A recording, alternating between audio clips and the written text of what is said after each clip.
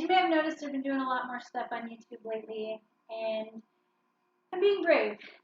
So, along with the tarot reading and the dance and various other things that I've been posting, I'm going to take one of the biggest leaps of all and read some of my short stories. So, some of these stories are published, some of them are not. If you have an interest to read along as you're watching this, you are more than welcome to ask me for the file, and I'll send it over. The stories are going to be various. I don't know. I'm just picking them at random. Today, I'm doing a bit of a fantasy story. It's a little dark. Well, I'll just let you see. But without further ado, this is 48 Days and 13 Minutes.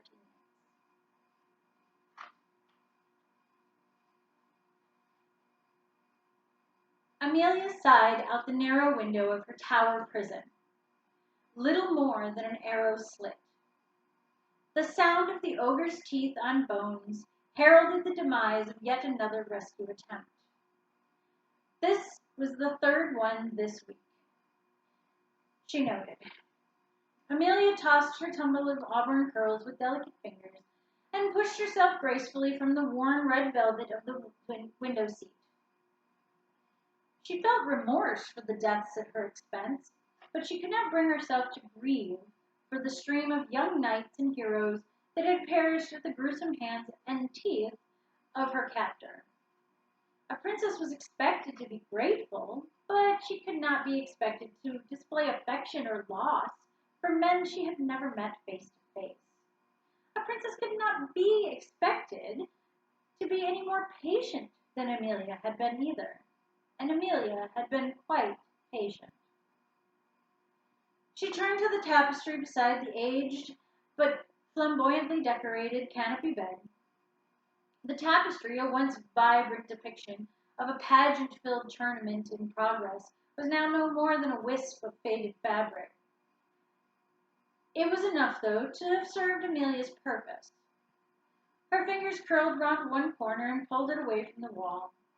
From a large gap in the stone, she slid a slender bit of charred wood. Amelia's eyes counted the marks upon the rough-hewn surface. She added one more to each of the columns.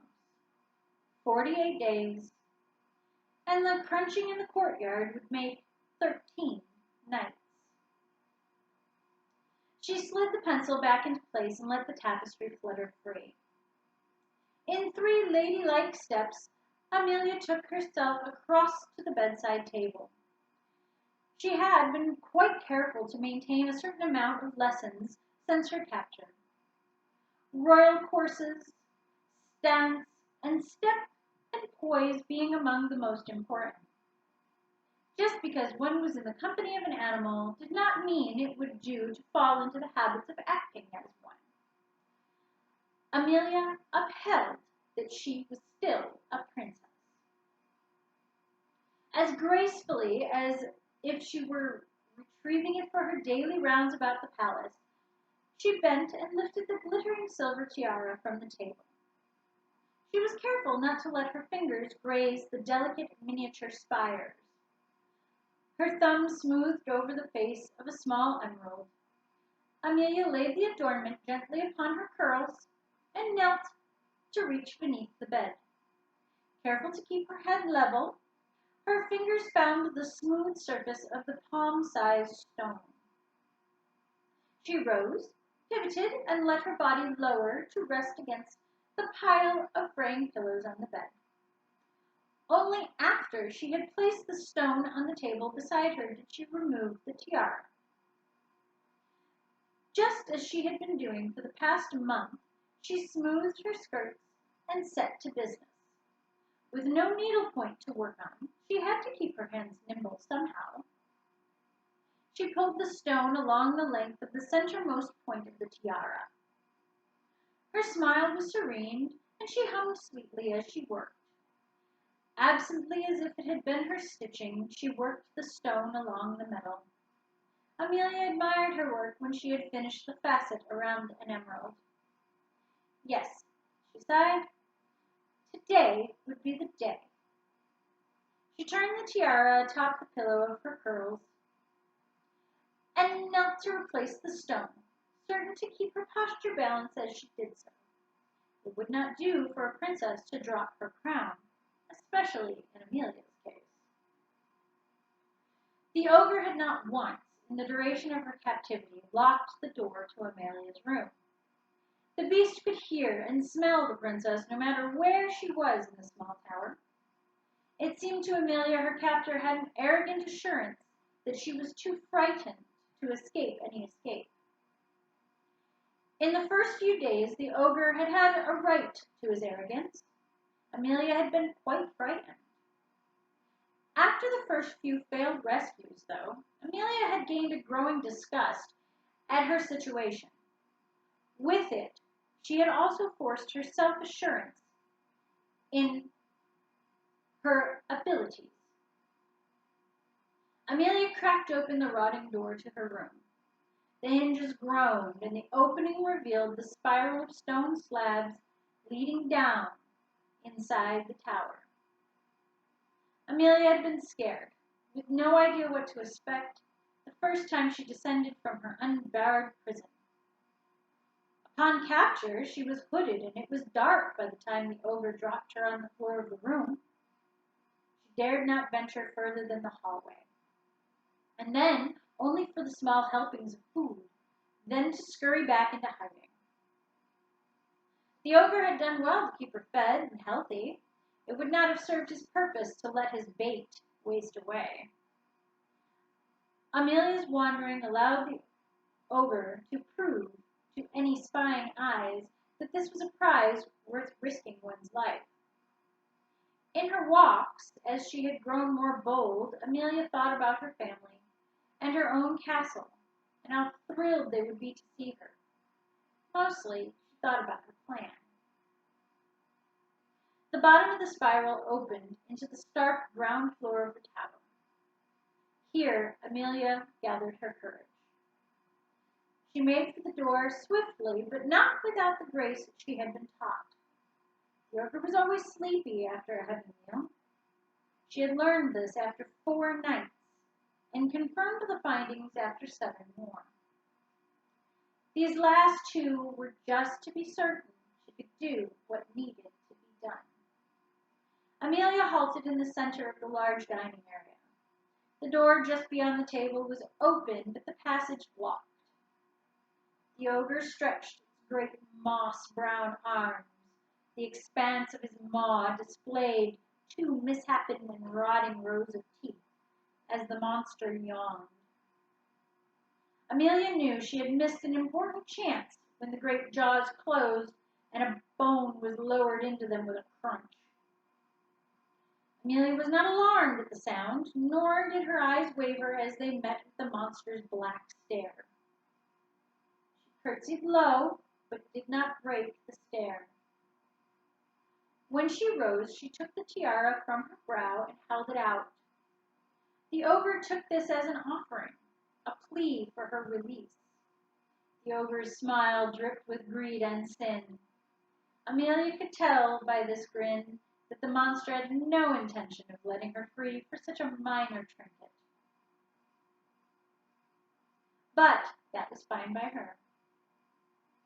He took a step to close the gap between them, as only an ogre's step could. Amelia sighed. She knew he could smell fear. She would need all 48 days of courage in these last 48 moments. The ogre shoved past the table. There, just as his thigh jostled the wooden bowl, Amelia saw her chance. She slid back to her right foot, her right arm following as it let the full weight of the tiara rest in her left. Left hand crossed over torso, back, away from the target. The tallest spire caught the slightest sliver of light.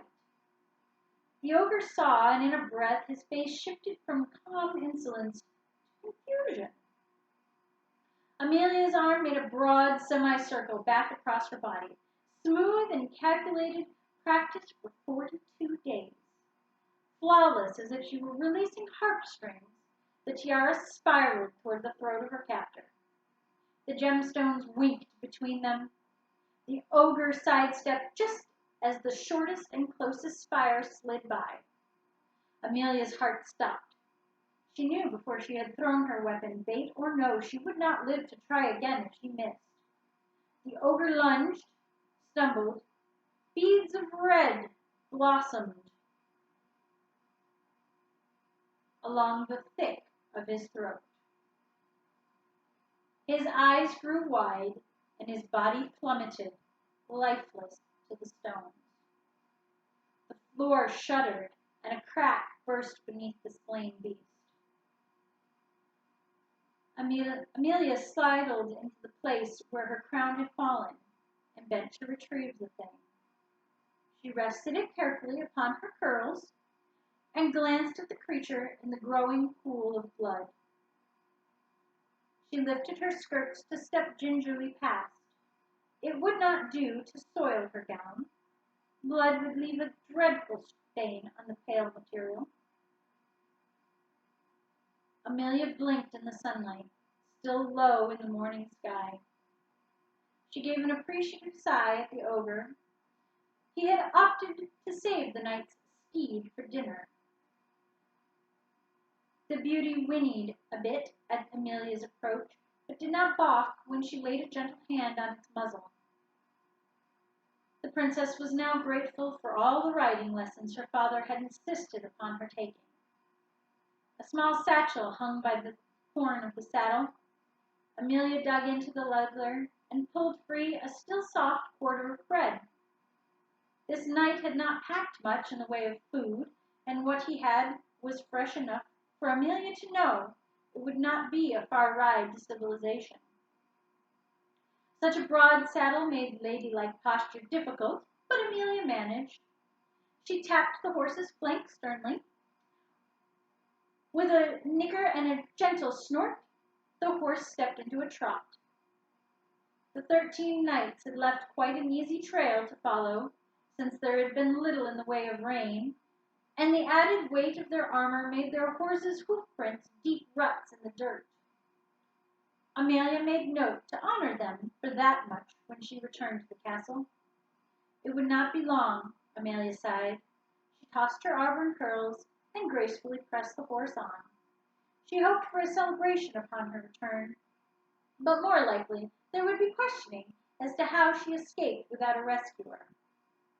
Amelia thought a while on how she would explain her situation, and decided on simply thanking all 13 knights in the part they played in the rescue. After all, she reasoned, without their running interference and distraction, she never would have had time to form an escape plan.